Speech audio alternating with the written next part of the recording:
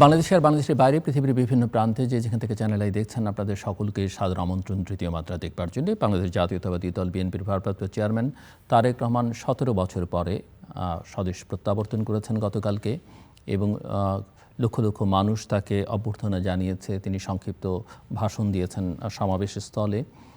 17 বছর যুক্তরাজ্যে রাজনৈতিক আশ্রয় থেকে সেখান থেকে যে অবস্থায় তিনি 17 বছর আগে বিদায় নিয়েছিলেন সেখান থেকে ঠিক একেবারে বিপরীতধর্মী একটা প্রত্যাবর্তন তার বাংলাদেশের জনগণ প্রত্যক্ষ করল এবং এক রাজনৈতিক সংকটকালে তার এই প্রত্যাবর্তন যখন অনেকটাই বাংলাদেশ নেতৃত্ব শূন্য, রাজনীতি শূন্য, অন্ধকারময় এবং এক ধরনের অনিশ্চয়তা আছে আগামী দিনের রাজনীতি এবং নির্বাচনকে ঘিরে, সেই সময় তার এই প্রত্যাবর্তন।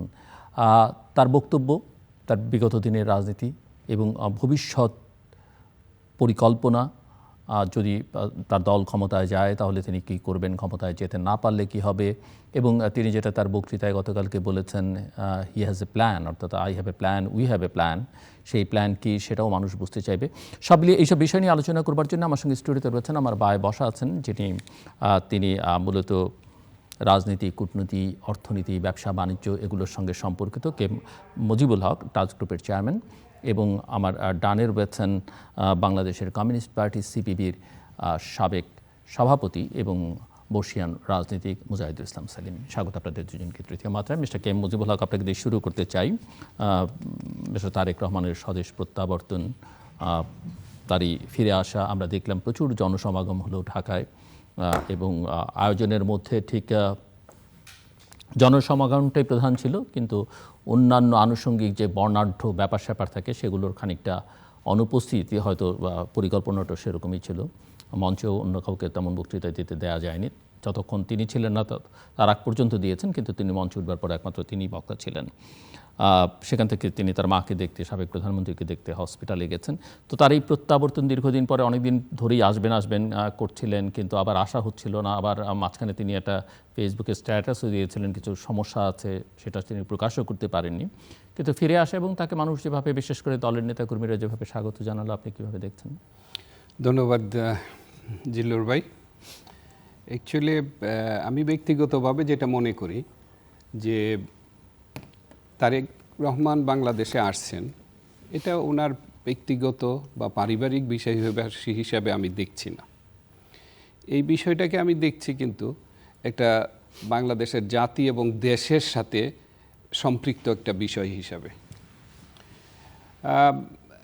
আমি বলতে পারি যে একটা এই পরিবারটা যদি আপনি চিন্তা করেন, ওনার বাবা শহীদ হয়েছেন, ওনার মা, আমার মনে হয় না বাংলাদেশে সেকেন্ড আর কেউ আছে এতটুকু স্যাক্রিফাইস করেছেন। আপনি দেখেন, উনি 3 বার প্রধানমন্ত্রী ছিলেন, ওনাকে কি একটা ছুটকো ইয়েতে এই বয়সে অসুস্থ অবস্থায় কিভাবে জেলে রাখলেন, তাও আবার রাজনৈতিক মর্যাদা কিন্তু ওনাকে দেন নাই।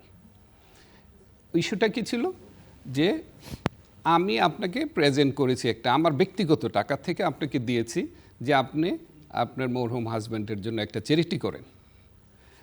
এটা সরকারের কোনো সম্পদ না, কিন্তু সম্পদটা কিন্তু সরকারের সাথে সম্পৃক্ত না, বাংলাদেশের জনগণের টাকা না এবং সরকারের টাকা না।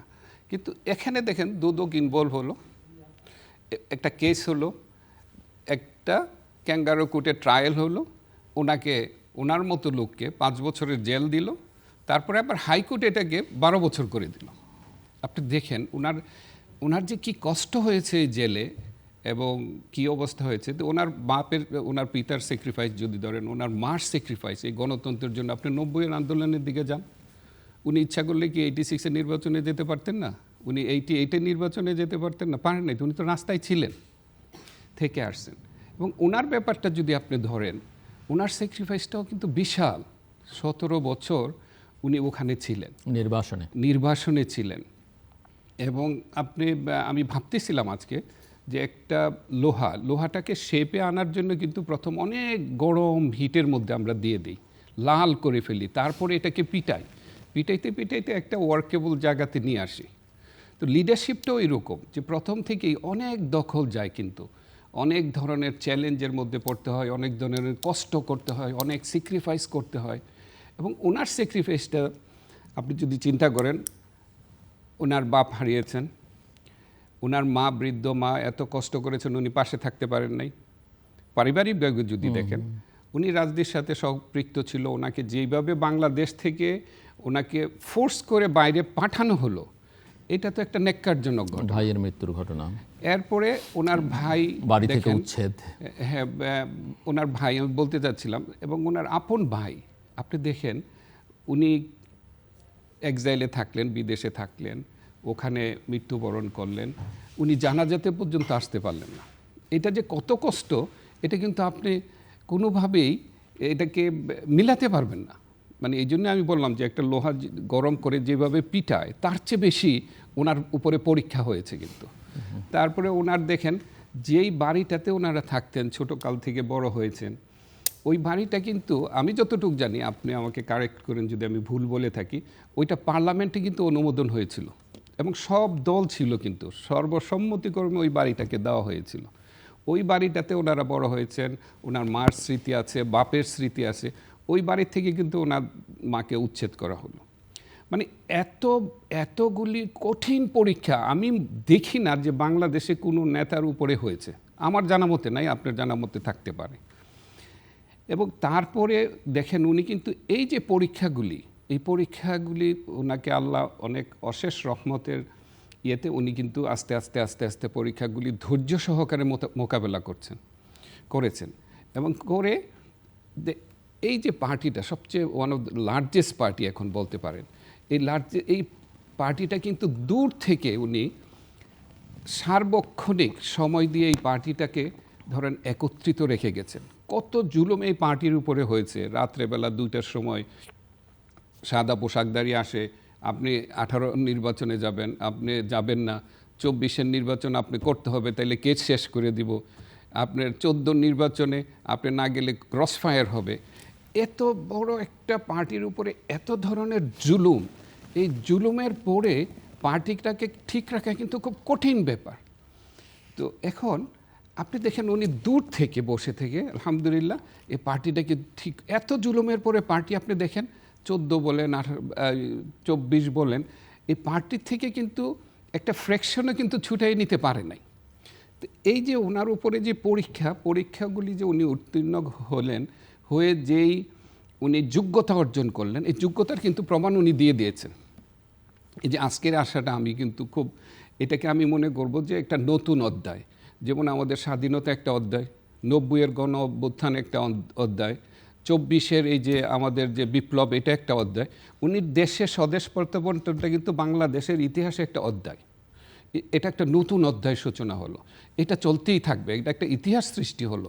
ওইভাবে কিন্তু আমি জিলুর ভাই জিনিসটাকে দেখছি। আপনি যেভাবে বলছেন, এই জনসমাগমের মূল কারণও সেটাই, যে জনসমাগম সাধারণভাবে সেভাবে আমি যদি মনে করি এটার উপরে আমরা সকাল থেকেই, আমি সেই আলোচনায় পরে আসছি। আমি বলছি যে এটাই কারণ প্রচুর জনসমাগম হয়েছে। ছোট্ট ঘটনা বলি, যে যদি ইনফ্রাস্ট্রাকচার থাকতো তাইলে আপনি বুঝতে পারতেন যে জনসমাগমটা কত বড় হবে। আমি আসছি আপনার কাছে। মিস্টার মুজাহিদুল ইসলাম সেলিম, ভিন্ন রাজনীতি, ভিন্ন দল, সবকিছুর পরেও তারেক রহমানের আজকের এই যে প্রত্যাবর্তন এতদিন পরে, বা তার দীর্ঘদিন নির্বাসনে থাকা এবং ফিরে আসা, সামনে নির্বাচন, বাংলাদেশ একটা অস্থির সময় পার করছে, সব মিলিয়ে আপনার কি ধারণা যে ওনার এই প্রত্যাবর্তন রাজনীতিতে কি ধরনের মাত্রা যোগ করতে পারে, বা একটা ভিন্ন ধারার রাজনীতি, ভিন্ন রাজনৈতিক দলের একজন নেতা হিসেবে আপনি এটাকে কীভাবে দেখেন? ধন্যবাদ। তারেক জিয়ার উপরে অনেক অত্যাচার করা হয়েছে এবং রাজনীতিবিদদের ভেতরে সবচেয়ে বেশি অত্যাচারিত করা হয়েছে। এইটা সত্য না হলেও আমি বলবো যে যে অত্যাচার করা হয়েছে সেটা কোনো ক্রমেই গ্রহণযোগ্য শুধু নয়, এটা ঘৃণ্য, নিন্দনীয়, এবং এটা হওয়া উচিত ছিল না। এবং এই সব বিষয়ে যখন এই ঘটনাগুলো ঘটে, প্রত্যেকটা ঘটনায় কিন্তু আমরা প্রতিবাদ করেছি, এবং এটা যে আমাদের দেশের গণতান্ত্রিক সংস্কৃতি এবং গণতন্ত্রের বিকাশের পরিপন্থী, সেটা কিন্তু সাহসের সঙ্গে আমরা সবসময় উচ্চারণ করেছি। সেই দিক থেকে আমি বলবো যে ইতিহাস তার মতো করে এটার প্রতিদান দিয়েছে, প্রতিশোধ নিয়েছে। এবং ইংরেজি কবিতা আছে যে সবচেয়ে পেট্রিয়ট তাকে সম্মান কিভাবে করলো, তারপরে হঠাৎ করে সে কীভাবে ধিক্কৃত হয়ে গেল, আবার সেই সম্মান নিয়ে ফিরে আসলো। আমি জানি না, হয়তো একমাত্র রাজনৈতিক প্রতিহিংসা পরায়ণ যারা আছে তার এই প্রত্যাবর্তনে দুঃখিত হতে পারে, কিন্তু আমি এবং আমার বিশ্বাস সকলেই এটা সন্তুষ্ট হবে। কিন্তু তারপরে কথা হলো, আমি মনে করি এটা একই সঙ্গে একটা বিরাট সুযোগ আমাদের দিচ্ছে। কেন? আপনার এই অনুষ্ঠানে আমি একাধিকবার বলেছি যে দ্য এলিমেন্ট অফ আনসার্টেনিটি, এইটা কিন্তু দেশকে সর্বনাশের জায়গায় নিয়ে যায়। সেটা অর্থনৈতিকভাবে, রাজনৈতিকভাবে, মানুষের দৈনন্দিন জীবনে অনিশ্চয়তা যে কত বড় একটা বোঝা, সেটা যে এটা ভুক্তভোগী সে ছাড়া কেউ বুঝবে না। এই অনিশ্চয়তা দূর হওয়া দরকার, এবং দূর করার পথ ইউনূস সাহেবের কাছেও আমি এই মেসেজ আমার মতো করে দেওয়ার চেষ্টা করেছি, দেখা হওয়ার সময় বলেছি, ডু ইয়োর জব, আপনার যেটা ম্যান্ডেট এটা করে ফেলুন এবং ইলেকশন দিয়ে দেন। ইলেকশন দিয়ে তারপরে let the people settle the issues. অত ঐক্যমত আগে করার কি দরকার? ঐক্যমত হবে জনগণের কনসেন্টের ভিত্তিতে, এবং সেটার প্রক্রিয়াটা ইলেকশন তো দিলেন, ইলেকশনের মধ্যে নাম বলছি, প্রথম আলো পড়লো, ডেইলি স্টার পড়লো, উদীচী পড়লো, আপনি আমার ছায়ানট সঙ্গে পড়লো। চলেন, যারা এখানে এসেছিল সমাবেশ, বিশাল সমাবেশ হয়েছে, তাদেরকেও যে জিজ্ঞেস করেন, তারা সব কথা পরে কিন্তু জিজ্ঞেস করবে, বলেন তো ভাই, আপনার তো জানেন ইলেকশন কি হবে? এখনো কিন্তু অনিশ্চয়তা দূর হয়নি। এটা জাস্টিফাইড কারণেই বলে, কারণ আমাদের দেশে এমন কতগুলো শক্তি কাজ করে, এবং এইবার এই যে তত্ত্বাবধায়ক সরকার যখন প্রতিষ্ঠিত হলো, এই তত্ত্বাবধায়ক সরকারের ভেতরে বহু ধারা পরস্পরের সঙ্গে কোনো কোনো ক্ষেত্রে প্রতিদ্বন্দ্বী, বিপরীতধর্মী, কোনো কোনো ধারায়, কোনো কোনো ক্ষেত্রে হলো হয়তো একটু ভিন্ন ধরনের ধারা, তারা তাদের মতো এজেন্ডা সেট করে সেই অনুযায়ী সরকারকে পরিচালনা করতে যাচ্ছে। আর সরকারের বাইরে কতগুলো শক্তি আছে, তাদের এমন কতগুলো এজেন্ডা, দে আর বেনিফিশিয়ারিজ যদি একটা আনইলেক্টেড সিচুয়েশন দেশের ভিতরে বিরাজমান থাকে। কারণ ইলেকশনে জিততে পারবো না জানে, সুতরাং নন ইলেক্টেড গভর্নমেন্টে সেইখানে প্রভাব সৃষ্টি করা নানাভাবে যতটা সম্ভব, ইলেক্টেড গভর্নমেন্ট হলে তো সেটা পারা যাবে না। আর এই অনিশ্চয়তার সুযোগ নিয়েই কিন্তু সেটা হয়। অবশ্য আমি এটাও বলেছি যে সকলের আস্ফালনকে ষড়যন্ত্রের অংশ মনে করেন না। এইটার অনেকগুলো আছে যেগুলো হলো বাজার দর বাড়িয়ে তার বার্গেনিং পাওয়ার আরেকটু যাতে বৃদ্ধি করতে পারে, ভাই 3টা সিটে তো হবে না, আমাকে 4টা সিট দিতে হবে, আমাকে 20টা সিটে তো হবে না, 22টা সিট দিতে হবে। এবং এরা খুবই মুনাফেক, ইলেকশনের কথা বলে, অবাধ নিরপেক্ষ নির্বাচনের কথা বলে, কিন্তু মনের ভেতরে আছে যে ইলেকশন রেজাল্ট তো আগেই ঠিক হবে, সুতরাং আগেই আমি এটা ম্যানিপুলেট করে ঠিক করে নিই। সুতরাং এই ষড়যন্ত্রগুলো কমার একটা সুযোগ হলো। এবং আমি যতদূর শুনেছি, তার আজকের বক্তৃতা বা তার আগের যেসব বক্তৃতাগুলো আমার শোনার সুযোগ হয়েছে তারেক জিয়ার, সেখানে তিনি স্পষ্টভাবে নির্বাচন যথাসময়ে অনুষ্ঠানের ব্যাপারে দৃঢ়ভাবে মত পোষণ করেছেন। মাত্র এই কারণেই আমি মনে করি, অন্তত এই কারণে তার আগমনটা আমাদের দেশের রাজনীতিতে একটা ইতিবাচক প্রভাব পড়বে, কারণ he is in total command of BNP, and বিএনপির যে মোবিলাইজিং পাওয়ার, সেইটাকে যদি নির্ভয়ে তারা এটাকে কাজে লাগায়, যদি ওর দ্বারা প্রভাবিত হয়ে ভিন্ন কোনো পথ না নেয়, তাহলে পরে কিন্তু আমরা সেই দিকে অগ্রসর করতে পারবো। কিন্তু that is not the solution. BNP যেই পলিসিতে চলবে সেই পলিসি তো আমি মানব না, কারণ আমি সমাজতন্ত্রের অনুসারী এবং এটা হলো মার্কেট ইকোনমির অনুসারী। তো এই দ্বন্দ্ব থাকবে, থাকুক। ডেমোক্রেসির স্বার্থে তো কিছু কিছু জায়গায় একটা দ্বন্দ্ব থাকবে, মিডল গ্রাউন্ড থাকে না? মিডল গ্রাউন্ডে তো আমি হয়তো মিলতে পারবো না। না, আমি বলছি ডেমোক্রেসির স্বার্থে কখনো কখনো বিশেষ সময় ডেমোক্রেসির মেইন এসেনশিয়াল উপাদানটা এই জায়গায় মনে করি, উপযোগিতাটা এটা মনে করি। বহু মত থাকবে, কিন্তু মত সেটেল করার ব্যাপারে একটা সিভিলাইজ পথ আমরা অনুসরণ করবো কিনা, রুলস অফ দ্য গেম ঠিক করতে হবে, এবং সেইখানে মতবিরোধ নিরসন করতে হবে, নট বাই ফোর্সিং। একক আইডিয়া ফোর্স করে না, বাকশালে যেমন করা হয়েছিল বা করার চেষ্টা হয়েছিল, that is the wrong method, এবং সেটা কোনো হবে।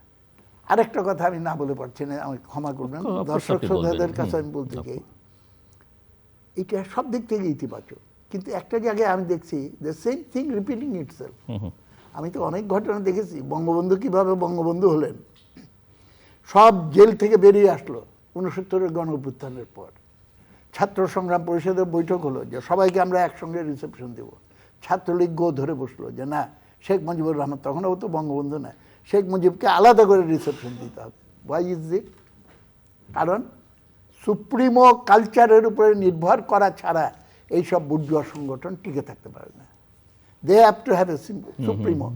এটা সামন্তবাদ, জমিদার, আমি ওই জমিদারের প্রজা, কিংবা মডার্ন ক্যাপিটালিজমে chief executive officer, hire and fire, এরকম আমাদের নেতা এমন যে তাকে দেখে বাঘ ছাগল এক ঘাটে পানি খায়।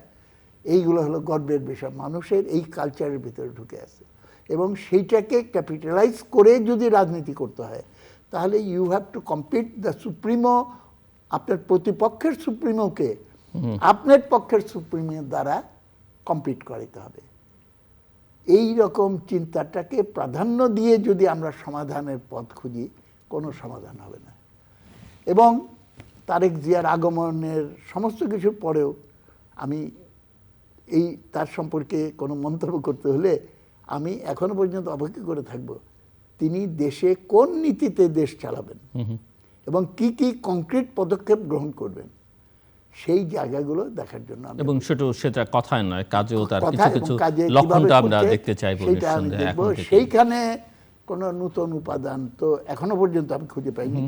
আমি আশা করব যে তিনি ৭১-এর মুক্তিযুদ্ধ সম্পর্কে আজকেও যে কথাগুলো বলেছেন সেই ব্যাপারে দৃঢ় থাকবেন, এবং যারা নতুন প্রজাতন্ত্রের কথা বলেছে, যারা সংবিধানকে লাথি মেরে ফেলে দেওয়ার কথা বলেছিল, যারা মুক্তিযুদ্ধকে একটা অপরাধ বলে চিহ্নিত করে, to undo the wrong of history, অধ্যত্বপূর্ণভাবে এইসব কথা বলে, তাদের প্রতি রাজনৈতিক বিবেচনা থেকে, not out of consideration of convenience, এবং সুবিধা হবে এর সঙ্গে অ্যালাইনমেন্ট করলে, ওর সঙ্গে অ্যালাইনমেন্ট করলে, এইভাবে বিবেচনা না করে যদি নীতিনিষ্ঠভাবে আগান, এটা তো অভিজ্ঞতায় আসা উচিত যে এইসব প্র্যাগমেটিক অপরচুনিজম শেষ পর্যন্ত রেজাল্ট দেয় না।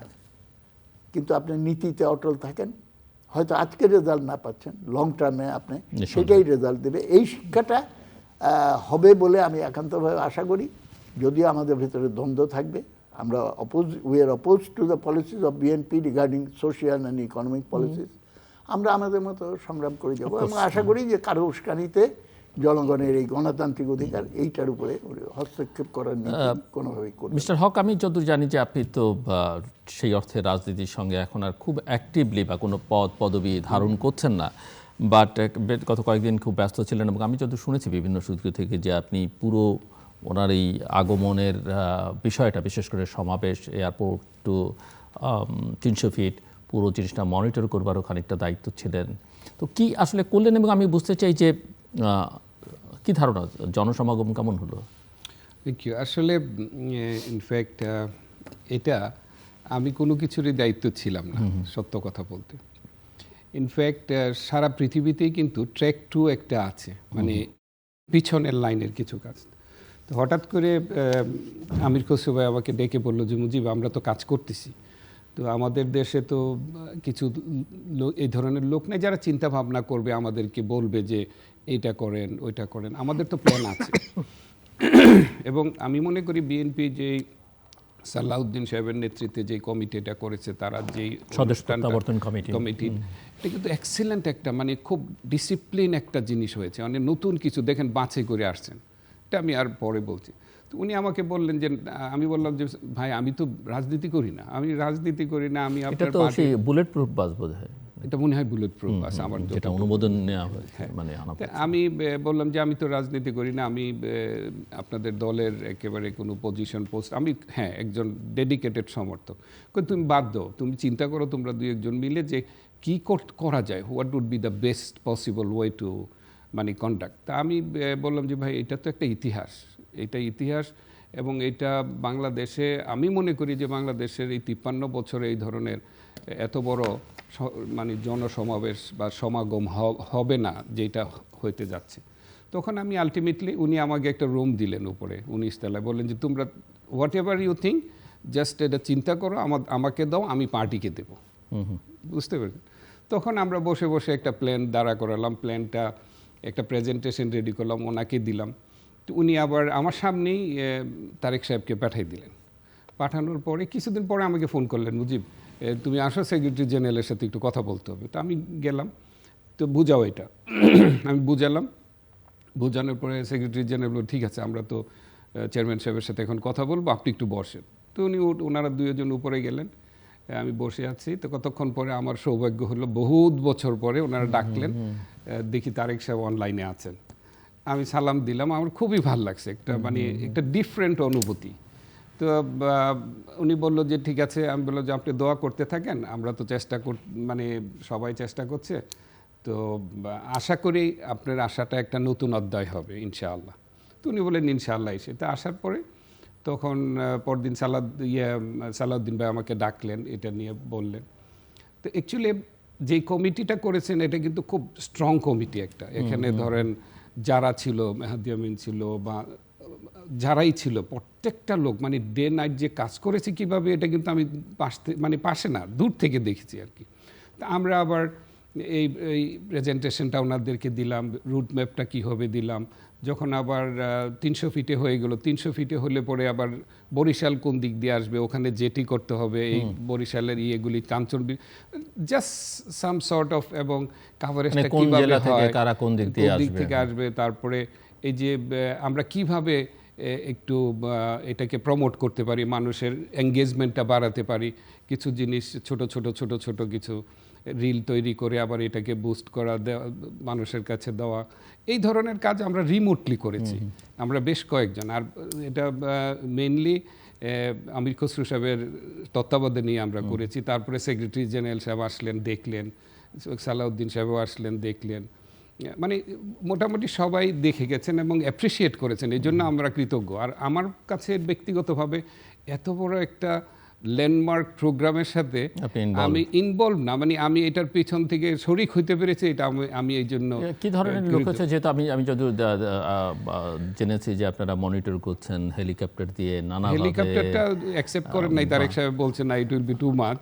এটা আমরা ডেডিকেটেডলি প্রস্তাব দিয়েছিলাম, কিন্তু এটা অ্যাকসেপ্ট করা হয় না। নানা জায়গা থেকে ক্যামেরা দিয়ে, অ্যাকচুয়ালি ক্যামেরা আমরা ট্র্যাক 2-তে, আমাদের ট্রেনে ট্র্যাক 2-তে আমরা প্রায় 42টা স্টেশন, মানে ছোট ছোট ক্যামেরা বিভিন্ন জায়গাতে, ওই যে স্টারলিংকের মাধ্যমে করেছিলাম মনে হয় 14টা, স্যাটেলাইটের মাধ্যমে, মোবাইল করেছিলাম 12টা, আবার ওই ম্যানুয়াল করেছিলাম 8টা। এইভাবে আমরা জাস্ট বুঝতে পেরেছিলাম। ইনিশিয়াল এস্টিমেট ছিল আমাদের যে এটা প্রায় 80 লক্ষ থেকে 1 কোটি লোক হবে। এস্টিমেটটা একদম লজিক্যাল এস্টিমেট ছিল, পার ইনস্টিটিউট বা মানে আপনার কনস্টিটিউয়েন্সি ধরে হিসাব করে কথা বলে। কিন্তু মেজর চ্যালেঞ্জটা হয়েছে কি, আপনার 1 কোটি না, এটা 5 কোটিও হতে পারতো, কিন্তু আপনার তো ইনফ্রাস্ট্রাকচার নাই, how you will bring them in. আপনি বুঝতে পেরেছেন? আপনার বাস কয়টা আছে? আপনার বাস লাগে কম করে হলো 60,000 বাস লাগে, যে লোকগুলি আসতে চায় ঢাকাতে। ট্রেন আপনি কয়টা ট্রেন দিতে পারবেন? আপনার জাহাজ আপনার খুঁজে পাওয়া যায় না, 60টা লঞ্চ খুঁজে পাওয়া যাচ্ছে না, বরিশাল, পটুয়াখালী সব মিলে। তো এই তথ্যগুলি ধরেন কে জাহাজে আসবে, কে ট্রেনে আসবে। এই তথ্যটা কি ঠিক যে বিটিআরসির একটা তথ্য, একটা সূত্র থেকে যে তথ্য পাওয়া গেছে যে গতকাল থেকে আজ পর্যন্ত ঢাকা শহরে 1 কোটি সিম, 1,17 লাখ, অনেকের কাছে একাধিক সিমও থাকে আমরা জানি, কিন্তু 1,17 লক্ষ সিম ঢাকায় ঢুকেছে এবং এয়ারপোর্ট থেকে 300 ফিট পর্যন্ত, অর্থাৎ মঞ্চ পর্যন্ত প্রায় 57 লক্ষ সিম ছিল। ইয়েস, এটা আমরাও এটা ইভেন আস্তে আমি ফোন করেছিলাম বিটিআরসির এক মেম্বারকে। এটা ঠিক? এটা ঠিক, এটা আমার জানা মতে ঠিক, বিকজ আমাকে একদম একটা দায়িত্বশীল, বিটিআরসির কাছে এই তথ্য আছে বা অন এন্ড এভারেজ একজন মানুষের কয়টা সিম থাকে? যদি দুইটাও ধরেন তাহলে আপনি চিন্তা করেন। আর আরেকটা জিনিস কিন্তু শুনেন, ওইটা দিয়ে আপনি ইয়ে করতে পারবেন না। আমি কোম্পানির নামটা বলা ঠিক না, তারা একটা ডিফেন্স স্যাটেলাইট অ্যান্ড গুগলের সাথে তাদের পার্টনারশিপ আছে, বেসড ইন দুবাই। তো 3 দিন আগে আমি ওনাদের সাথে কথা বললাম যে ভাই আমি কিভাবে, how I can organise this. তো যখন 300 ফিটে হলো, 300 ফিটটা আপনি জানেন কাঞ্চন ব্রিজ থেকে এখানে কিন্তু 13 কিলোমিটার ব্রিজের নিচ থেকে, মানে ঢাকা বাইপাস থেকে, তারপরে 4 থেকে 5 কিলোমিটার এয়ারপোর্ট থেকে আপনি শুধু, এবং এটা কিন্তু 92 মিটার ওয়াইড। আপনি যদি ধরেন মানিক মিয়া এভিনিউ আর আদার রোড, ঢাকা শহরের যদি 100% রোড ধরেন, 100% রোড, শুধু 300 ফিটটাই তার চেয়ে বড়, ইন স্কোয়ার মিটারে যদি আপনি হিসাব করেন মেজর রুট করে।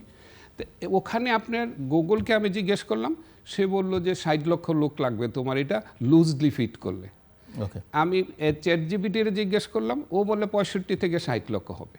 তো এখানে ইন্টারেস্টিং ব্যাপারটা, আমি যেটা ও দুবাই যে আমাদের যে কোম্পানিটা ইনফরমেশন দিচ্ছিল, আমি এটা সাবমিট করব বিএনপির কাছে সব তথ্যগুলি দিয়ে। তারা বললো যে তোমার কম করে হলো 2500 ক্লাস্টার ছিল। পুরান ঢাকাতেও কেউ টিভিতে দেখতেছে রাস্তায় দাঁড়িয়ে দাঁড়িয়ে, কেউ আবার আমরা যে মোবাইল মানে ঘরের বাইরে, যেটা ঘরের বাইরে ক্লাস্টার বলতে ঘরের বাইরে 2500 ক্লাস্টারের থেকে দেখছেন। এটা আপনি সমাবেশটা দেখলে কিন্তু হবে না, সমাবেশের চেয়ে 3 গুণ বেশি লোক কিন্তু বাইরে থেকে দেখেছে। তাদেরকে আমি বললাম যে এস্টিমেটেড কত হইতে পারে। তো তারা বললো যে দেখো আমাদের 1000 লোকের উপরে হইলে আমরা আন্দাজ করতে পারি, তবে it not less than 8 to 10 million, মানে 1 কোটি 80 লাখ থেকে 1 কোটি, তারা এই ধরনের একটা এস্টিমেট দিল। তো আমি দেখি ডাটাটা, তাদের যেহেতু ডিফেন্স আপনি কোম্পানি, বিএনপির সঙ্গে শেয়ার করুন, আমাদের ডাটাটা যদি আমি পাই, ও দিবে কিনা জানি না এটা, বাট পেলে আমি ইনশাআল্লাহ সঠিক তথ্যটা দিতে পারবো আপনাকে। আপনি এতদূর যখন পেরেছেন বাকিটাও পারবেন। মিস্টার মুজাহিদুল ইসলাম সেলিম, আপনি বলছিলেন যে এই সমাবেশে যারা আছে তাদেরও মধ্যে সংশয় আছে এখনো নির্বাচনটা হবে কিনা, তারা জানতে চায়। গত কয়েকদিনে যে ধরনের ঘটনাগুলো ঘটলো, এই যে হাদির মৃত্যু, হত্যাকাণ্ড, এর আগে বিএনপির একজন প্রার্থী গুলিবিদ্ধ হয়েছেন, এনসিপির একজন নেতা গুলিবিদ্ধ হলেন খুলনায়, আমরা দীপু চন্দ্রের ঘটনা দেখলাম, কূটনৈতিক কিছু পাল্টাপাল্টি আক্রমণ সেটা দেখলাম, চট্টগ্রামে ইন্ডিয়ান অ্যাসিস্ট্যান্ট হাইকমিশনের বাড়িতে আক্রমণ দেখলাম, আমরা ছায়ানট, উদিতি, প্রথম আলো, ডেইলি স্টার সব কিছু দেখলাম। এবং ঘটনাগুলো যখন ঘটছে রাষ্ট্র কিন্তু নীরব, সরকার প্রধান থেকে শুরু করে সবার বক্তব্য, সবার চোখের কান্না আমরা দেখতে পাই ঘটনা ঘটে যাওয়ার পরে। কারো কোনো অ্যাকশনও কিন্তু আমরা সেই অর্থে দেখতে পাই না। হ্যাঁ, অ্যাকশন শুরু হচ্ছে, অ্যাকশন না হলে তো পরিস্থিতি আরও খারাপ হতো। একদম সে প্রথম আলো, ডেইলি স্টার একদম শেষের দিকে এসে দেখলাম যে আমরা অ্যাকশন কিছু শুরু হচ্ছে। এবং সরকার কিন্তু, সরকারের অনেক কর্তা ব্যক্তি, গুরুত্বপূর্ণ ব্যক্তি, এখন কে কোন স্তরের কর্তা সেটা বলবো না, অন্তত তাদের অ্যাকশানে মনে হয় তারা বড় কর্তা। তারা এটাকে পাবলিকলি বলেছেন এগুলো মব টপ কিছু না বাংলাদেশে এরা হচ্ছে প্রেশার গ্রুপ, এরা বিগত সরকারের আমলে অনেক সাফার করেছে, এদের অনেক কষ্ট আছে, সেগুলোর প্রকাশ। এখন অবশ্য আর কেউ বলছেন না এরা মব, মানে বিশেষ করে প্রথম আলো, ডেইলি স্টারের এই ঘটনার পরে। তো আমি পুরো চিত্রটা আসলে আপনার কাছ থেকে কিছু বুঝতে চাই যে আসলে কোথায় আমরা যাচ্ছি, এবং আপনি কি আসলেই দেখেন যে একটা নির্বাচন, তো ভালো নির্বাচন তো অনেক পরের কথা, আদৌ নির্বাচন শেষ পর্যন্ত এরা করতে পারবে বলে মনে হয় কি না? আমি তো এখন তারেক রহমান এসছেন, তারেক রহমানের এই লক্ষ কোটি বা কোটি কোটি সমর্থক, তারা দুর্বৃত্তপনা কতখানি, মানে তাদের বিরুদ্ধে নানা রকমের অভিযোগ আছে, সেই অভিযোগ হয়তো আপনিও করতে পারবেন, আমিও করতে পারবো, কিন্তু এই যে সন্ত্রাসী কর্মকাণ্ড, সেগুলোকে তারা কতখানি কোন জায়গায় ঠেকিয়ে রাখতে পারবেন? ধন্যবাদ। বা তাদের নিজেদেরই জীবন, এই যে প্রার্থীরা তা অনেকেই দেখলাম এখন গানম্যান নিচ্ছেন, অস্ত্র নিচ্ছেন, এটা নিচ্ছেন, ওটা নিচ্ছেন। আমি যেটা গুরুত্ব দেওয়া প্রয়োজন বলে মনে করি, কমপ্লেসেন্ট হওয়া উচিত না। এবং বিএনপির বন্ধুদের, আমার খুবই ঘনিষ্ঠ বন্ধু অনেকেই আছেন, রাজনীতিতে পার্থক্য থাকলেও কিংবা সাধারণভাবে একজন নাগরিক হিসেবে দেশের গণতান্ত্রিক প্রক্রিয়াকে অব্যাহত রাখার প্রয়োজনে আমি বলবো একটা কথা মনে রাখতে হবে, politics is not just a game of event management. অসম্ভব ইভেন্ট ম্যানেজমেন্ট করলাম, সাধারণ করলাম, কিন্তু ভেতরের পলিটিক্সটা ভুলে গেলে খুবই ভুল হবে। আমরা এই বিশাল জমায়েত করে এভরিথিং হ্যাজ বিন এনশিওর্ড, আমি জানি না, আমি শুনলাম আর কি, এই ঘটনার পরপরই জামাতে ইসলাম নাকি 3 তারিখে ওদের একটা গ্র্যান্ড শোডাউনের অ্যানাউন্সমেন্ট দিয়েছে, ভুলও হতে পারে, আমাকে একজন বলল। So things are coming. আবার ওদিকে শোনা যাচ্ছে এনসিপি জামাতের সঙ্গে মিশে যাচ্ছে, এনসিপি জামাতের সঙ্গে জোটবদ্ধ হয়ে যাচ্ছে, 3 তারিখের কথা পোলারাইজেশন, কাউন্টার পোলারাইজেশন হচ্ছে। সুতরাং আমাদেরকে ফান্ডামেন্টালি এইটা দেখতে হবে, দেশের পরিস্থিতিকে একটা নন ইলেক্টেড গভর্নমেন্টের আন্ডারে রাখলে পরে কারা লাভবান হয়, এবং সেইটা ন্যাচারালি আমাদের অ্যানালিসিসে বলে এই ফোর্সটা হলো ইভিল ফোর্স, ক্ষতিকর ফোর্স। কারণ ডেমোক্রেসি না থাকলে পরে আমি কিন্তু ঘোলা পানিতে মাছ শিকার করার সুযোগ পাই, including up to the extent যে আমাদের স্বাধীনতা সার্বভৌমত্বের পক্ষে অনেক জোরে চিৎকার করেই হয়তো তারা ইলেকশন ঠেকায় রাখার চেষ্টা করবে, যে ভারতীয় সম্প্রসারণবাদের বিরুদ্ধে আধিপত্যবাদের বিরুদ্ধে আমাদের রুখে দাঁড়াতে হলে পরে আজকে আমাদের এইটা ইলেকশন করা চলবে না, এখন আমাদের অবস্থা হতে মনে হবে যে apparently anti Indian, but maybe এটা এমন একটা সিচুয়েশনে নিয়ে যাবে যখন হোল ইন্টারন্যাশনাল কমিউনিটি বলবে যে আনগভর্নেবল একটা সিচুয়েশনে চলে গেছে তোমরা। এবং ইন্টারন্যাশনাল কমিউনিটি কিন্তু অলরেডি কথা বলতে শুরু করেছে, আপনি দেখেছেন মার্কিন কংগ্রেসম্যানরা বিবৃতি দিচ্ছেন, ক্রাইসিস গ্রুপের একটা রিপোর্ট বেরিয়েছে। সুতরাং কে কোনটা প্রপাগেট করে, কোন অ্যাসপেক্টটাকে সামনে আনে, সেখান থেকেও কিন্তু কতগুলো ইনফারেন্স করা যায়। তারপরে আরেকটা সেন্সিটিভ বিষয় আমি বলতে চাই, এই যে চট্টগ্রাম বন্দর নিয়ে যেটা করলেন ইউনূস সাহেব, আমি তো আগেই বলেছি যে এটা তার হিডেন এজেন্ডা। গোপনে গোপনে একটা চুক্তি করে একটা প্রাইভেট কোম্পানিকে দিয়ে দিল বিদেশি। এখন মনে হচ্ছে it was his assignment finish, now he has nothing to do. আমি রহস্য তাহলে যাক, এরকম এই ধরনের সন্দেহগুলো মাথার ভিতরে রাখা উচিত। নট দ্যাট আমি এটা বলছি অ্যাসার্টিভলি, কারণ I don't have a information, কিন্তু দিস আর অ্যানালিসিস থেকে বোঝা যায়। সুতরাং আমাদেরকে খুব সতর্ক হতে হবে। আজকে এই যে এত লক্ষ লোক জমা হলো, লক্ষ লক্ষ লক্ষ লক্ষ লোক, আরও কত কোটি লোক শুনেছে, সেইখানে এই মেসেজটা যদি আরও স্পষ্ট করে, অবশ্য সময় আছে এখনও, ইট ওয়াজ এ শর্ট স্পিচ, সেখানে তো সব কথা, কিন্তু একটা ক্যাটাগরিক্যাল নির্দেশ যদি থাকতো, যে আমার মনে আছে এক সময় শেখ হাসিনা তখন বোধহয় অপোজিশনের নাকি প্রাইম মিনিস্টার, ঘাতক দালান নির্মূল কমিটির একটা সভা হচ্ছিল রেজ কোর্সে সরোয়ার্দী উদ্যানে। সেখানে উনি বক্তৃতায় বললেন রাজনীতিতে শেষ কথা নেই। তা আমাদের তৎকালীন প্রেসিডেন্ট মঞ্জুরুল হাসান খান তার এই বক্তৃতার জবাব দিয়ে তিনি বললেন, রাজনীতিতে শেষ কথা নাই, এটা কারেক্ট না। আমাদের সকলের কাছে রাজনীতিতে একটা শেষ কথা আছে, সেটা হলো মুক্তিযুদ্ধ। 71 এইটার পেছনে যাওয়া সম্ভব না। এই ধরনের একটা মেসেজ থাকলে পরে হয়তো আমরা একটা ক্লিন পলিটিক্সের জায়গা পেতাম। দ্য ফোর্সেস অফ কনস্পিরেসি তারা বুঝতে পারতো এই মেসেজ হ্যাজ বিন গিভেন, এই লক্ষ লক্ষ লোক আপনারা ঘরে ঘরে যান, ঘরে ঘরে যেয়ে এখন এই ধারাটাকে জয়যুক্ত করার জন্য চেষ্টা করেন। আমরা বহুদলীয় গণতন্ত্র ফিরে যাব, অবাধ অধিকার, জনগণের অধিকার, সেটাকে আমরা নিশ্চিত করব। আমাদের সেই কারণে যেটা করতে হবে, দেখেন ইমেজ সৃষ্টি করা, ইতিহাসের অনেক কথা মনে হয়, সরি আমি কিভাবে সুপ্রিমো বিল্ড আপ করা হয় আমি প্রত্যক্ষদর্শী। 69 মুভমেন্ট হয়ে গেল, জেলখানা থেকে সব নেতা ছাড়া পড়লেন, ছাত্র ইউনিয়ন, ছাত্রলীগ, প্যারালাল সংগঠন। শেখ মুজিবের মুক্তি চাই যত জোরে স্লোগান হতো, মনি সিংয়ের মুক্তি চাই, মতিয়া চৌধুরীর মুক্তি চাই, তার চেয়ে কম জোরে স্লোগান হতো না। Equal forces. আমরা সংগ্রাম পরিষদ করলাম, বের হয়ে আসলো নেতারা, আমরা বললাম সব নেতা একসঙ্গে আমরা সম্বর্ধনা দেবো পল্টন ময়দানে, ডেটও বললাম। তারা বললো no doing, nothing doing, Sheikh মুজিবের সম্বর্ধনা আলাদা হবে, তাকে অন্যান্য নেতা থেকে আলাদা করে বুস্ট আপ করারগুলো। সেখানে Tofail Ahmed by virtue of the fact যে তিনি ডাকসুর ভিপি ছিলেন, সে প্রিসাইড করলো। এবং সংগ্রাম পরিষদের ওই মিটিংয়ে আমাদের ছাত্র ইউনিয়নের যার থাকার কথা ছিল শামসুদ্দোহা, সে বিরক্তির কারণে, তার আপত্তির কারণে সেখানে থাকেনি। পরে অবশ্য অন্য নেতাদেরকে আমরা পল্টন ময়দানে সম্বর্ধনা দিয়েছিলাম।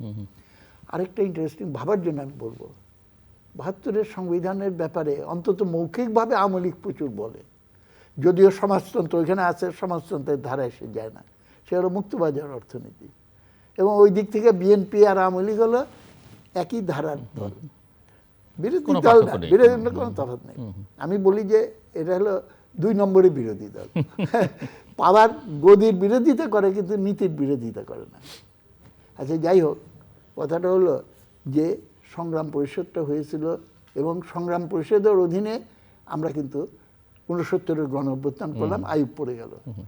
৭০-এ যে ছাত্র সংগ্রাম পরিষদ হলো, সেখানে কিন্তু ছাত্রলীগ একা করে ফেললো, সেটা ছাত্র ইউনিয়ন থাকলো না। এবং ৭২-এর সংবিধান নিয়ে যত হইচই করে, কিন্তু স্বাধীনতার ঘোষণাপত্র নিয়ে কিন্তু একেবারেই ব্ল্যাঙ্ক ছিল। সর্বশেষে এটা ঢুকানো হলো কেন? সম্ভবত এটা কারণ কিনা ভেবে দেখতে হবে যে স্বাধীনতার ঘোষণাপত্র রচনার ক্ষেত্রে তো বঙ্গবন্ধুর নিজস্ব কোনো অবদান ছিল না। সুতরাং সেইটাই ইতিহাসে স্থান পাওয়ার যোগ্য, যেটা এক ব্যক্তি, তার দল, তার পরিবার দ্বারা কৃত। এখন একই কালচার যদি বিএনপির পক্ষ থেকে এনকারেজ করা হয়, it is maybe a better option, বা কেউ বলবে লেস বেটার অপশন, কিন্তু আমি বলবো it is the new edition of what has happen. এবং নিউ এডিশন হলে পরে পরিণতিও ঠিক হুবহু একই রকম না হলেও এটা সেটা অবশ্য আমরা দেখতে পাবো আগামী কয়েক মাসে বা এবং কিছুদিনের মধ্যে, আমি কয়েক আমি সপ্তাহের একটু মধ্যে। ইমোশনালি একটু বলি, আসলে আমাদের মনের কাছে প্রশ্ন করতে হবে আমরা কি চাই। মুক্তিযুদ্ধের সময় আমরা মুক্ত এলাকাগুলো করেছিলাম, সেখানে ঘুষ দুর্নীতি ছিল না, নারী নির্যাতন ছিল না, অপরাধ ছিল না। আমরা সেরকম ফুলের বাগানের মতো দেশ করতে চাই, এটা মাথার ভিতরে রেখে। এবং এটা করার নায়ক কারা হবে? যারা অস্ত্র হাতে যুদ্ধ করেছিল বেপরোয়াভাবে, জীবন পরোয়া না করে, এবং তারা ছিল কৃষক শ্রমিক। ডেমোক্রেসি মানে কি? অধিকাংশ মানুষের স্বার্থে দেশ পরিচালিত হবে। অধিকাংশ মানুষ কারা? কৃষক, শ্রমিক, মেহনতি জনগণ। এই গণঅভ্যুত্থানকে বলা হয় বৈষম্য বিরোধী গণঅভ্যুত্থান, কিন্তু এই 1.5 বছরে দরিদ্র মানুষের সংখ্যা বেড়ে গেছে। আমাদের এখানে খেলাপি ঋণের পরিমাণ 3.5 লক্ষ কোটি থেকে জাম্প করে 6.5 লক্ষ কোটি টাকা হয়ে গেছে। দিস ইজ সরকারি। তো সো এইগুলো তো খামাখা। কিংবা বলে এটা স্বতঃস্ফূর্ত গণ অভ্যুত্থান ছিল, একই মুখে বলে যে it had a mastermind, it was meticulously plan. Something which is planned and organise cannot be spontaneous. এই প্রশ্নের জবাব এখনো পর্যন্ত আমি পাইনি। কিন্তু ওর জন্য মুখে একটা বলে, একটা গেম প্ল্যান থাকে ওইটাকে কার্যকর করার জন্য, এবং খুবই ড্যামেজ করেছে যে anything can be done. Yunus সাহেব যে জাতিসংঘে যে এইটা বললেন, আমার মাস্টার মাইন্ড হলো অমুক, তারপরে এইটা যদি স্বীকৃতি দেওয়া হয় তাহলে এই master mind can do anything. একটা অন্যায়কে ন্যায়ের দিকে নিতে হবে। এবং একটা ফান্ডামেন্টাল আমার অভিজ্ঞতা, কোনো সত্য কাজ অসত্য পথে কার্যকর করার চেষ্টা কোনোদিন সফল হতে পারে না। আলটিমেটলি আগুন দিয়ে আগুন নেভানো যায় না, আপনাকে পাল্টা, you fight injustice with a just way. ইনজাস্টিসের আশ্রয়, প্রতারণার আশ্রয় নিব তার প্রতারণাকে ঠেকানোর জন্য। আমাকে একজন বলেছিল, আমি বললাম তোমাদের নামে যে বদনাম, টাকা বানাচ্ছ, এত পয়সা খরচ করো। জবাব দিল, নাম বলবো না আমি, জবাব দিল, সেলিম ভাই, আওয়ামী লীগ আর বিএনপির সঙ্গে টেক্কা দিতে হলে এগুলো না করলে চলবে? আমি যে এই টেক্কা দিয়ে পারবা? তুমি দেশপ্রেমে টেক্কা দাও, তুমি আত্মত্যাগে টেক্কা দাও, এবং that is the education that should be given concretely. এইগুলো কথা বললাম আমার ভাবনা। বাট এখানে আমি খুবই সন্তুষ্ট যে তারেক জিয়া দেশে ফিরে এসেছেন। আই হোপ যে সে অতীতের রাজনীতির ধারাবাহিকতারই সন্তান সে, এবং নূতনকে উপহার দেওয়ার কর্তব্য তার সামনে এসছে।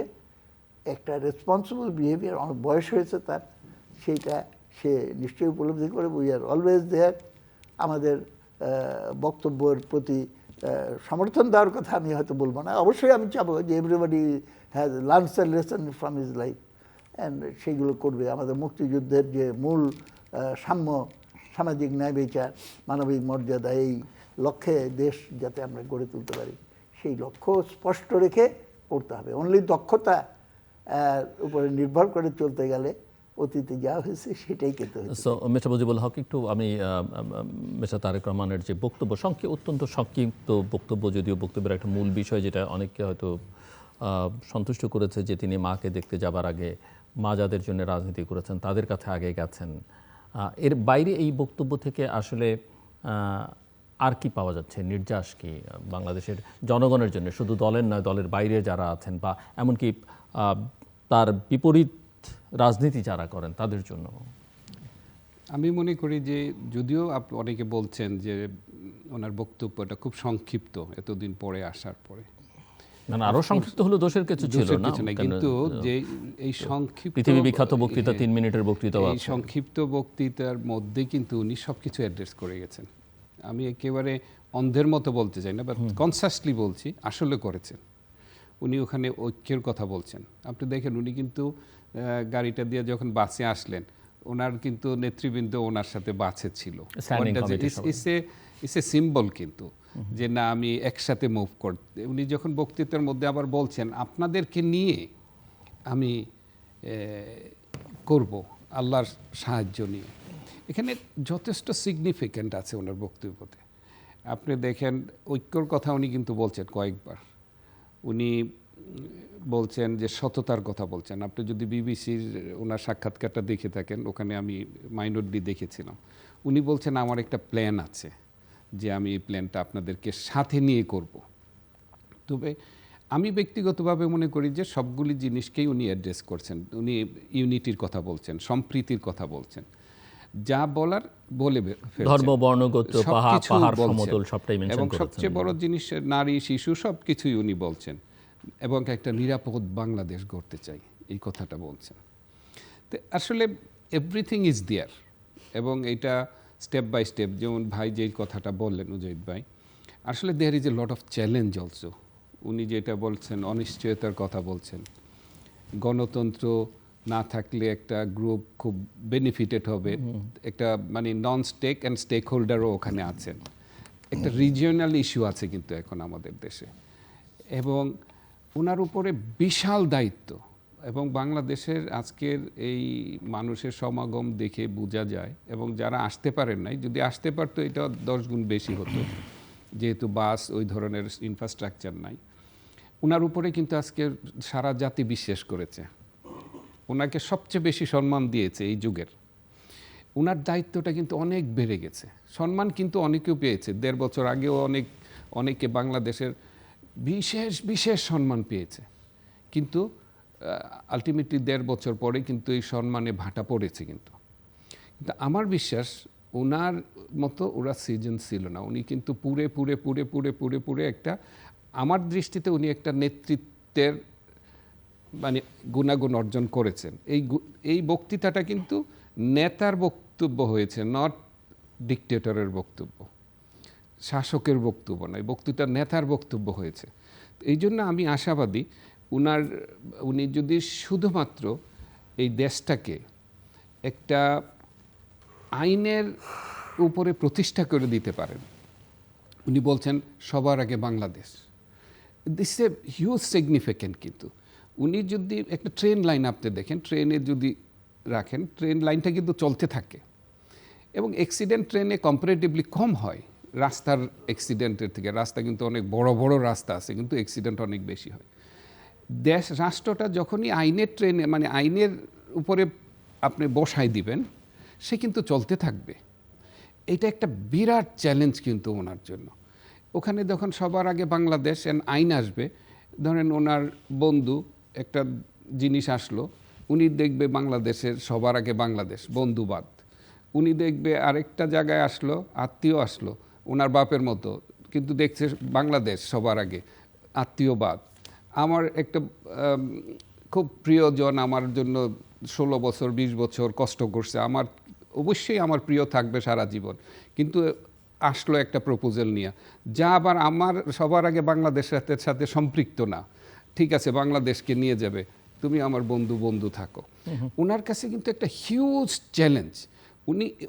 আপনি জানেন এই 17 বছরে ওনার অনেক কিন্তু স্টেক হোল্ডার আছে। প্রথমত ওনার নিজের কেউ নাই, সেটা ঠিক করতে হবে, মানে Exactly, এই সিদ্ধান্তে পৌঁছাতে হবে যে আমি একা। উনি কিন্তু বলছে যে ওনার কিন্তু এখন একটাই জিনিস, যে অধিকার নিরাপদ বাংলাদেশ, সবার আগে বাংলাদেশটা ওনার, এর বাইরে এর বাইরে ওনাকে উনি এই জিনিসটা আপনি দেখেন, এই যে ভাই যেই কথাগুলি বলতেছিলেন, ভেরি চ্যালেঞ্জিং কিন্তু ওনার লিডারশিপ। আল্লাহ যে ওনাকে এই দায়িত্বটা দিয়েছেন টু ড্রাইভ ইট অল, ঐক্য কথাটা উনি বলছেন, ঐক্য সহকারে নির্বাচনটাতে যাওয়া। এই ফ্যাসিস্ট গভর্নমেন্ট যাই বলেন আপনি, এরা যদি নির্বাচনগুলি দিত, মানুষের অধিকারটা যদি নষ্ট না করতো, ভোট দেওয়ার অধিকারটা রাখতো, তাদের কিন্তু এই অধপতন হতো না। তো এখন উনি বলতেছিলেন যে আরেকটা স্টেক হোল্ডার দাঁড়াই গেছে যে নির্বাচনটাকে ডিলে করার জন্য।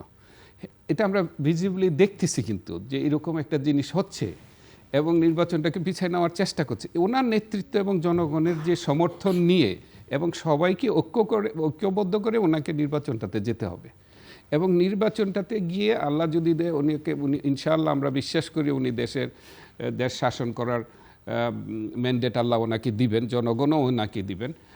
এবং উনি দেখেন আল্লাহর উপরে আস্থা ক্লিয়ারলি বলছেন, উনি চালাবেন। আর একটা কথা বলছেন রসুল সাল্লাল্লাহু আলাইহি ইসলামের স্টাইলে, যদি ওইভাবে চালান, আমার বিশ্বাস জানেন এই দেশটা আমরা যেইভাবে চাই সেইভাবে আমরা দেখতে পাবো ভবিষ্যতে ইনশাআল্লাহ। মিস্টার মুজাহিদুল ইসলাম সেলিম। দেখুন, অনেকগুলো ইস্যু আছে যেগুলো আলোচনা করা আজকে প্রপার না। হ্যাঁ, এটাই ফাইনাল রাউন্ড, সো আপনি পলিটিক্যাল ইস্যুস সেগুলো আছে। আমার খালি কথা থাকবে এটা যে কালেকটিভ উইজডম, এইটার উপরে একটু নির্ভর করে চলা ভেরি ইম্পর্টেন্ট। সন্দেহ আমরা একটা ফ্যাসিস্ট ডিক্টেটরশিপ থেকে মুক্তি পেয়েছি। একটা বেনোভেলেন্ট ডিক্টেটরশিপ এসে বলতে পারে যে ওইটা ছিল ফ্যাসিস্ট, গণবিরোধী, আমি গণমুখী ডিক্টেটর। থার্ড আমি বলবো এটার প্রমাণ দিতে হবে। এইবারের election is a different election. আমরা নন ইলেক্টেড জায়গা থেকে ইলেক্টেড জায়গায় আসছি, কিন্তু কে ইলেক্টেড হবে আমি কিন্তু জানি না। যেই হোক, যদি আমরা ওই পথে অগ্রসর হতে চাই, তাহলে পরে যে রুলে ক্ষমতায় আসবে তার ভেতরে ইনহেরেন্টলি কর্মীদেরকে সেই এবং পাবলিককে সেই এডুকেশন দিতে হবে যে পরবর্তী ইলেকশনে আমাকে জিতাও, সেটার জন্য আমি প্রস্তুত আছি। আমার I have my plans ready, উনি বলেছেন না, তা মাই প্ল্যানস না বলে আওয়ার প্ল্যানস বললে সেটাও বলেছেন। I have a plan, we have a plan, we have a plan. আমি অত ভালো করে এই কালেকটিভ উইজডমের জায়গাটা আমি গুরুত্ব দিচ্ছি। সে তখন একই সঙ্গে দিতে হবে I also have a plan if I am defeated. আমাদের দেশের গণতন্ত্রে এটা সমস্যা। আমি যখন ইলেকশনে যাই, I plan on the basis of A future projection যেখানে আমি বিজয়ী হব, কিন্তু আমি কি পরাজিত হতে পারি এবং সেই ক্ষেত্রে কি করা। এবং আমি যখন জেলখানায় ছিলাম, একাধিকবার তো ছিলাম, এবং ঘটনাচক্রে the previous home minister always turned out to be in the jail. তাদের সঙ্গে দেখা হলে বলতাম যে দেখেন, এটা কিন্তু একটা বড় শিক্ষা। বাইরে যে আবার হোম মিনিস্টার হলে জেলখানাটা সংস্কার করেন, কারণ আবার যে আপনার কবে আসতে হবে কেউ তো বলতে পারে না, বুঝছেন না। ওর জন্য এইসব সম্ভবত এক্সপিরিয়েন্স থেকে হয়তো কিছু কথা আসে, সেইগুলো হয়তো একটু মূল্য দেওয়া উচিত। এবং নিউ জেনারেশন সেইটাকে প্রপার লাইনে আমাদের নিয়ে আসার জন্য আমাদের যে বয়স হয়েছে, আমরাও হয়তো এটাই আমাদের দোষ, আমি স্বীকার করি। ওদের ভাষা, ওদের চিন্তা, ওদের মনোভাব পুরোপুরি হয়তো বুঝে উঠতে পারি না, এটা আমাদের দোষ হতে পারে, আমি সংশোধন করতে চাই। কিন্তু আমরাও হয়তো কিন্তু দোষী, ওদের কথা আমরা মনোযোগ দিয়ে শুনতে, এই ছেলে মানুষ কী বলে না বলে। এই জায়গায় একটা ব্রিজ দরকার। এবং সম্ভবত ন্যাশনাল পলিটিক্সে in spite of ideologic and political differences আমাদের এই জেনারেশনাল গ্যাপটা দূর করার ক্ষেত্রে একটা ব্রিজ হতে পারে তারেক জিয়া। সেইটা আমি খুবই আকাঙ্ক্ষা করব, এই ভূমিকাটা তিনি যেন পালন করেন। এবং the independence of the forces, যারা সমাজতন্ত্রের লক্ষ্য পৌঁছার জন্য কাজ করছে, maybe somebody will not agree with that, কিন্তু সেটার ভেতরেও কিন্তু কতগুলো করণীয় আসতে পারে যেটা will be to the benefit of the nation, এবং সেই দিকে দৃষ্টি রাখবে। আর আমরা আমাদের সংগ্রাম আমাদের মতো চালিয়ে যাব। কতগুলো জায়গা আমাদের কনসেন্ট্রিক ইন্টারেস্ট চলে আসে, তার অ্যাঙ্গেল থেকে বিএনপি ওয়ান্টস এই ইলেকশন শুড বি ডান। আমাদের অ্যাঙ্গেল থেকে আমরা চাই election should be done. This is a point যেখানে আমাদের কনসেন্ট্রিক একমুখীন পদক্ষেপ এবং চিন্তাভাবনা কৌশল, সেই সব জায়গায় আরও হয়তো ডায়ালগ আমাদের বাড়ানো উচিত, আমাদের এক্সপিরিয়েন্সগুলো এক্সচেঞ্জ করা উচিত। The BNP I did not see, I was in jail by Ziaur Rahman government, বহুদিনের দীর্ঘ সময়, বা অনেক কিছু। আওয়ামী লীগ গভর্নমেন্ট আমার হাত ভেঙে দিয়েছে, অমুক করেছে, কম তো হয়নি। এই সিচুয়েশনগুলো আমাদের দূর হবে এবং আমরা একটা সিভিলাইজ কালচারে নিয়ে এসে এই দেশকে আমরা অগ্রসর করে নিয়ে যেতে পারবো। না, চেঞ্জ আমরা দেখেছি ভাই। উনি কিন্তু সরি বলছেন কিছুদিন আগে পাবলিকলি একটা মিটিং এ। নেতার যে গুণাগুণ ওনার ভিতরে কিন্তু আমরা দেখতে পাচ্ছি এখন। উনি সরি বলছেন, উনি ঐক্যর কথা বলছেন, সবাইকে নিয়ে কাজ করবেন বলছেন। এবং আমাদের কিন্তু একটা নেতাই দরকার টু চেঞ্জ দি হিস্ট্রি। এইখানে খালি আমি বিনয়ের সঙ্গে ডিমেট করছি, we need a leader no doubt, কিন্তু কোন লিডার কিছু করতে পারবে না যদি জনগণ অ্যাক্টিভ রোল প্লে না করে। এটাই বলল ঐক্য। ধন্যবাদ। জনগণের শক্তি হলো ইতিহাস সৃষ্টি করে। জমি বর্গা দেওয়া যায়, স্বার্থ বর্গা দেওয়া যায় না। এই বক্তৃতা সমস্ত মানুষকে শিখায় তাকে জনগণকে ক্ষমতায়ন করতে হবে। রাইট রাইট, সম্ভবত এটাই stress দেওয়া অ্যাপ্রোচ, উচিত। এটাই আমি দেখেছি ওনার কথা থেকে, ওনার অ্যাপ্রোচ এটা। Thank you. দর্শক, অনুষ্ঠানের শেষ প্রান্তে আমরা সামাজিক যোগাযোগ মাধ্যম ফেসবুক, এক্স এবং ইউটিউবে তৃতীয় মাত্রা লাইভ স্ট্রিম হচ্ছে আপনারা দেখতে পারেন। টেলিভিশনের পর্দায় দেখতে না পারলে যে কোনো সময় যে কোনো স্থান থেকে ইউটিউবে তৃতীয় মাত্রা চ্যানেলটি সাবস্ক্রাইব করে এই পর্ব বা পুরনো পর্বগুলো আপনারা দেখতে পারেন। মিস্টার মুজাহিদুল ইসলাম সেলিম এবং মিস্টার কে মুজিবুল হক, অসংখ্য ধন্যবাদ এই আলোচনা অংশ নেওয়ার জন্য। দর্শক, আমি যে কোনো অনুষ্ঠান শেষ করবার সময় সাধারণত আমার অতিথিদের সবার কথা ধার করে এক জায়গায় এনে একটা সারমর্ম বা তাদের কথা নির্যাস তুলে ধরবার চেষ্টা করি। কিন্তু আজকের এই আলোচনায় যেহেতু মিস্টার কে মুজিবুল হক তিনি নিজেই বলেছেন যে তিনি কোনো পদে নেই, বিএনপি রাজনীতিতে কোনো গুরুত্বপূর্ণ দায়িত্ব নেই, কিন্তু তিনি বিএনপির একজন কঠোর সমর্থক। যেহেতু তারেক রহমানকে নিয়ে এই আলোচনা, তার সমর্থক যারা তাদের কাছ থেকে আমরা সবসময় কথা শুনি এবং সেই কথা যতটা মূল্য নিশ্চয়ই তারেক রহমান সাহেবের কাছে বা তার দলের কাছে আছে, কিন্তু তার চেয়ে বেশি গুরুত্বপূর্ণ আমি মনে করি গণতান্ত্রিক রাজনীতিতে বিরোধী পক্ষের মত শোনা। এবং সে কারণেই মিস্টার মুজাহিদুল ইসলাম সেলিম যেহেতু একটি ভিন্ন রাজনৈতিক দল করেন, শুধু ভিন্ন রাজনৈতিক দলই নয়, একেবারে আদর্শিকভাবে ভিন্ন ধারার রাজনীতি করেন, তার কথাগুলো অনেক বেশি প্রণিধানযোগ্য আমার কাছে মনে হয়, যেগুলো আলোচনার দাবি রাখে। নিশ্চয়ই তার মানে এই নয় যে মিস্টার কে মুজিবুল হকের কথার কোনো গুরুত্ব নেই, অনেক গুরুত্বপূর্ণ। মিস্টার সেলিম যেটা শুরুতেই বলেছেন যে তারেক রহমানের যে রাজস্বিক প্রত্যাবর্তন বাংলাদেশে, যেটাকে কে মুজিবুল হক সংখ্যা দিয়ে, তত্ত্ব দিয়ে, উপাত্ত দিয়ে বোঝাবার চেষ্টা করেছেন, সেটাকে তিনি বলছেন ইতিহাসের একটা প্রতিশোধ। আমি বলবো ইতিহাসের একটা নির্মম প্রতিশোধ। কারণ তারেক রহমানকে যেভাবে দেশ থেকে বিদায় করা হয়েছে এবং গত 17 বছর ধরে তার ইমেজ যেভাবে চিত্রায়িত করা হয়েছে, তার বিপরীতে আজকে যে দৃশ্য বাংলাদেশ দেখলো বা তিনি দেখালেন, সেটা একটা প্রতিশোধই বটে তার নিন্দুকদের বা তার বিরোধী পক্ষের জন্যে। মূল লক্ষ্য বাংলাদেশের এখন কি সংকট যা আছে, তাতে মূল লক্ষ্য সংকট থেকে উত্তরণের জন্য, গণতান্ত্রিক প্রক্রিয়া উত্তরণের জন্য নির্বাচন। মিস্টার সেলিম বলছেন যে ইলেকশন নিয়ে এখনও মানুষের মধ্যে অনিশ্চয়তা আছে। এই যে লক্ষ কোটি জনতা তারেক রহমানের সমাবেশে গেছেন, তাদের মধ্যেও সেই শঙ্কা আশঙ্কাটা আছে, সেটা তিনি বলছিলেন। এবং মিস্টার মুজিব ইভেন্টটাকে যেভাবে সাকসেসফুলি করেছেন, নিঃসন্দেহে কোনো বিশৃঙ্খলা হয়নি, অত্যন্ত ওয়েল অর্গানাইজড একটা ইভেন্ট, আন্তর্জাতিক মানের ইভেন্টও করতে কেউ বলতে পারেন, কোনো রকমের বিশৃঙ্খলা নেই, এত মানুষ। কিন্তু মিস্টার সেলিম বলছেন যে পলিটিক্স কেবলমাত্র কোনো ইভেন্ট নয়, পলিটিক্স বোঝার ব্যাপার আছে, পলিটিক্স অবজার্ভ করবার বিষয় আছে। সেটা যদি করতে ব্যর্থ হয় দল হিসেবে বিএনপি বা নেতা হিসেবে তারেক রহমান, তাহলে কিন্তু সামনে আবার নানা রকমের বিপর্যয় দেখতে হতে পারে।